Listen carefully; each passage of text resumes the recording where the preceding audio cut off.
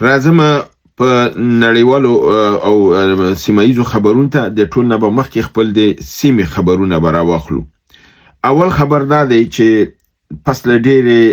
کم از کم د 2 هفتو داخلي جنگ د پاکستان نه چې د اردو او د نظام ترمنځ روانو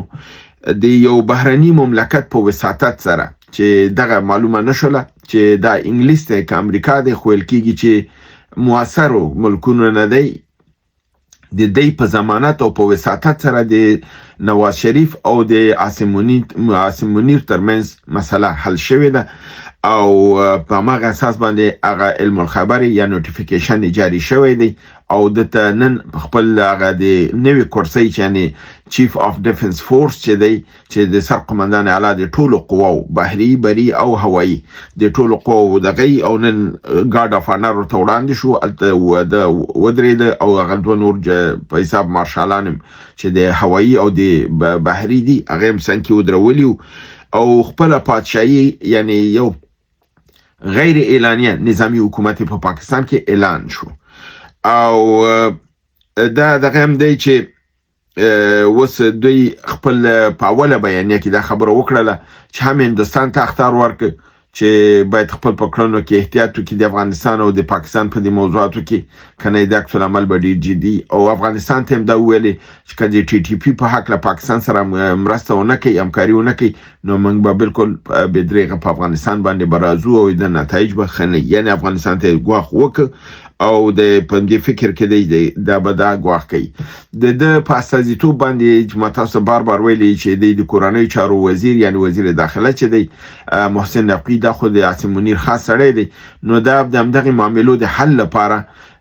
په هغه بهرني ملک کې دی فعلا او الته لګیا دی هغه کومه معاهده چې د عاصم منیر او د نواز شریف ترمنځ چې په هغه باندې کار کوي ځکه چې هغه وي مونږ خپل طرف پوره کوم مونږ خو د تورق لاس کې ورکړه د خو هغه د ټولو شی واقدار شو کوم شان چې د مونږ سره وعده کړی د هغه د تطبیق لپاره هغه مملکت باید خو اقدامات وکړي.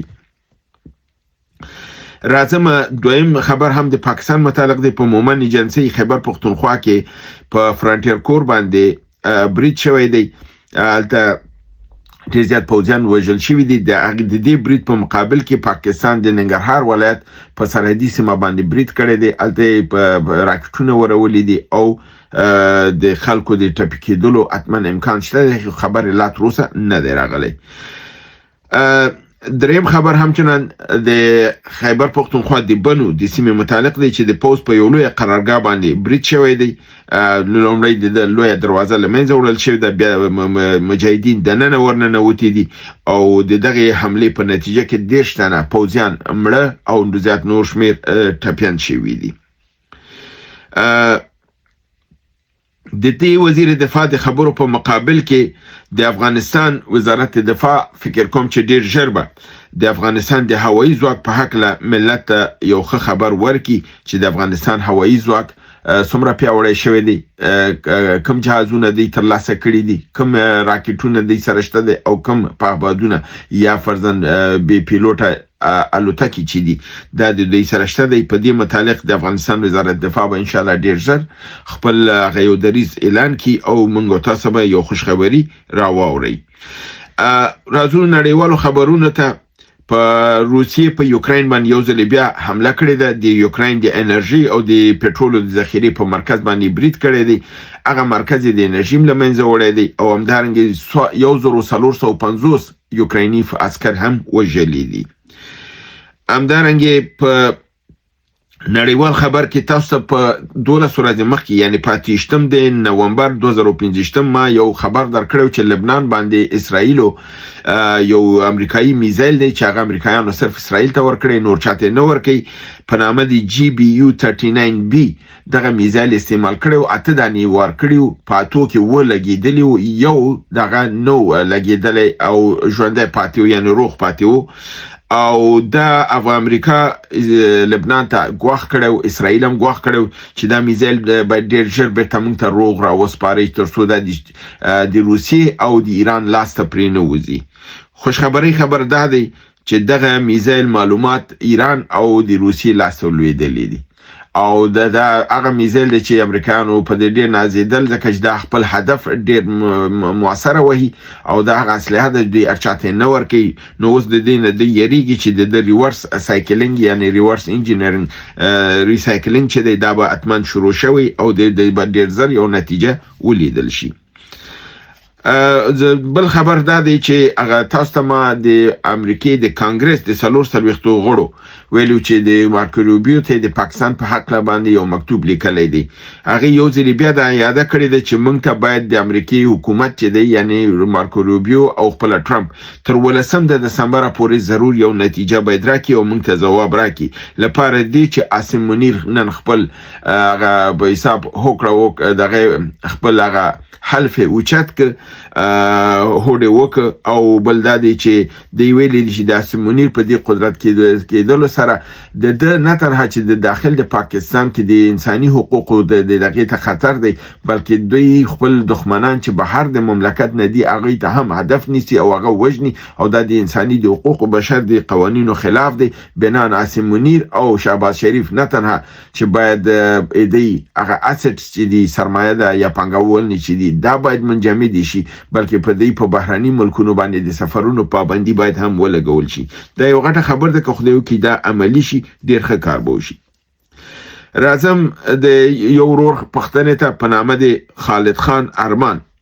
هغه وی چې ایران کوشش کوي چې د تیر حکومت له خلکو سره د اسلامي امارت خبرې پیل کړي او یو ټول شموله حکومت جوړ کړي. آیا دا کار افغانستان ته کومه ګټه رسولی شي؟ ګورئ دا دوه